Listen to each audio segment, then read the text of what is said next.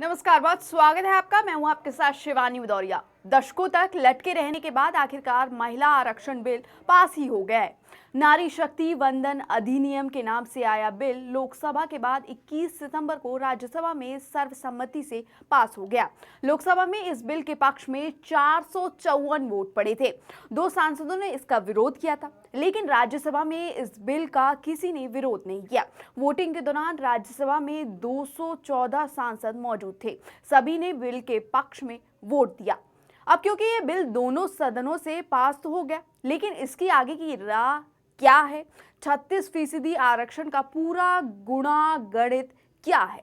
चलिए वो भी आपको समझाते हैं। महिला आरक्षण बिल में क्या है? इससे लोकसभा विधानसभाओं में महिलाओं को 33% आरक्षण मिलेगा। इसका मतलब हुआ कि लोकसभा और राज्यों की विधानसभाओं में 1/3 सीट महिलाओं के लिए रिजर्व होगी। हालांकि ये आरक्षण सिर्फ लोकसभा और विधानसभाओं में ही मिलेगा। राज्यसभा और राज्यों की विधान परिषद में महिला आरक्षण की व्यवस्था नहीं है।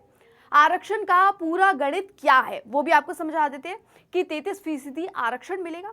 इसे आसान भाषा में बताएं तो लोकसभा और विधानसभाओं में हर तीसरी सीट महिला के लिए रहेगी। मौजूदा लोकसभा में 543 सदस्य हैं।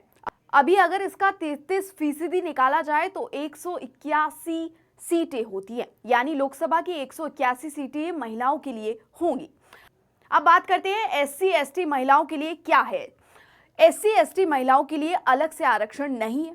उन्हें आरक्षण के लिए ही अंदर ही आरक्षण मिलेगा, यानी लोकसभा और विधानसभाओं में जितनी सीटें एससी एसटी वर्ग के लिए आरक्षित हैं, उन्हीं में से 33% सीटें महिलाओं के लिए होंगी। इस समय लोकसभा में 84 सीटें एससी और 43 सीटें एसटी के लिए आरक्षित हैं। बिल के कानून बनने के बाद 84 एससी सीटों में से 28 सीटें एससी महिलाओं के लिए रिजर्व होंगी। इसी तरह 47 एसटी सीटों में से 16 एसटी महिलाओं के लिए होंगी। अब बात कर लेते हैं आगे के 4 अहम पड़ाव अभी भी बाकी है। पहला, राष्ट्रपति की मंजूरी।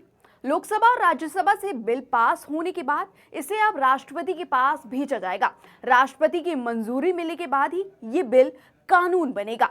राज्य से मंजूरी। अनुच्छेद 368 के तहत अगर केंद्र के किसी कानून से राज्य के अधिकार पर कोई प्रभाव पड़ता है तो कानून बनने के लिए कम से कम 50% विधानसभाओं की मंजूरी लेनी होगी। यानी कानून देश भर में तभी लागू होगा जब कम से कम 14 राज्यों की विधानसभाएं इसे पास करेंगी। तीसरा, जनगणना। ये बिल कानून बन भी जाता है तो भी ये जनगणना के बाद ही लागू होगा।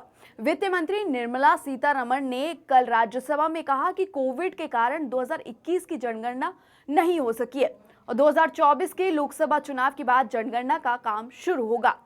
चौथा है परिसीमन। आखिरी और सबसे अहम पड़ाव।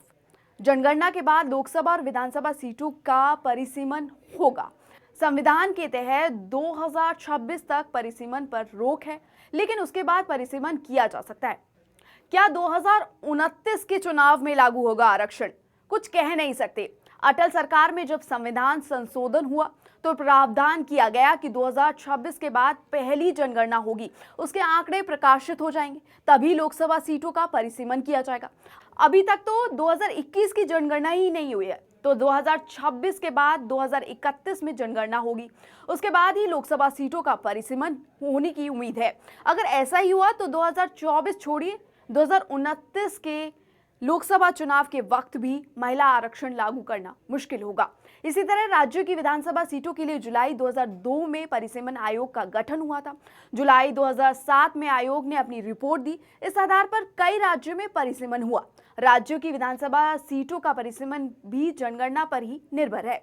अगर ऐसा हुआ तो राज्यों को भी अगली जनगणना फिर और परिसीमन का इंतजार करना होगा। यानी महिला आरक्षण बिल के पास होने के बाद भी इसके लागू होने में सालों का वक्त लगना तय है।